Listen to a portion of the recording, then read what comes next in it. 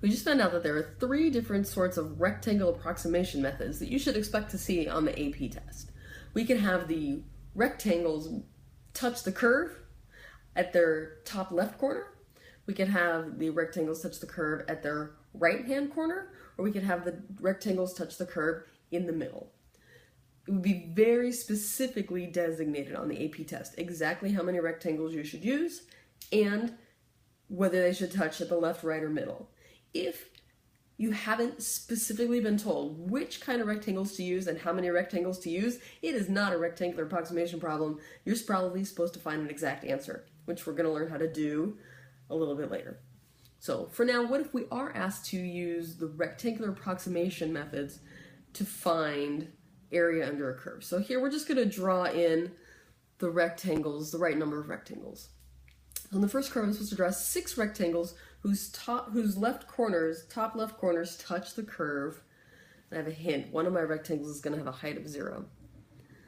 So if I'm covering an x distance of 0 to 6, notice here I've been told x is going to go from 0 to 6, and I have 6 rectangles, that's easy because each rectangle is just going to cover a distance, a horizontal distance of 1. So my first rectangle is going to cover from x equals 0 to x equals 1. The left-hand side of that interval is 0, so I'm going to look at my curve, and where x equals 0, what's the y value? It happens to be 0. So I'm going to make a rectangle whose height is 0. So that's going to be a rectangle whose width is 1 and height is 0. It's going to have an area of 0. And this next one, my second rectangle is going to cover from 1 to 2. The left-hand part of that interval is x equals 1. So I'm going to go to the place where x equals 1.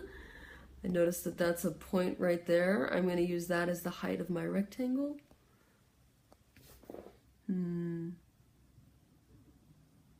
Let me draw this picture back. All right, the third rectangle goes from 2 to 3. So when x is 2, what's the y value? I got it up here. I'm going to use that as the height of my rectangle.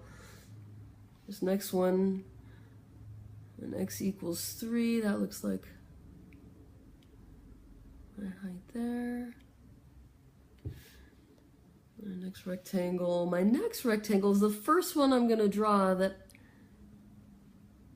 turns out to be a little big. This rectangle actually over approximates the area I'm trying to draw, but I have to stick to the pattern. The left-hand side of the interval has to be the input value I use to get the output that gives me the height of the rectangle. And then my last one here, when x equals 5, that looks like the height of the rectangle, so that's my rectangle. The second picture, I'm supposed to use 3 rectangles whose top right corners touch. So RRAM, the right-hand side of the interval. So first I have to figure out, I'm covering from 0 to 6. And I need 3 rectangles, so each rectangle is going to be 2 spaces wide. The first rectangle will cover from 0 to 2. The right-hand side of that interval is 2. So I'm going to come to the graph where x equals 2. And that seems to be my y value. I'm going to use that as the height of my, rectangle. That's my first rectangle. My second rectangle is going to cover from 2 to 4. The right-hand side of that interval is 4. I'll come to where x equals 4. That's the y value, so I'm going to use that as the height of my rectangle.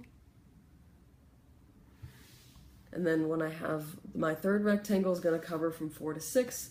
So when I go to x equals 6, look what the height of the rectangle is going to be. It's going to be whatever the output value when x is 6 is, happens to be 0.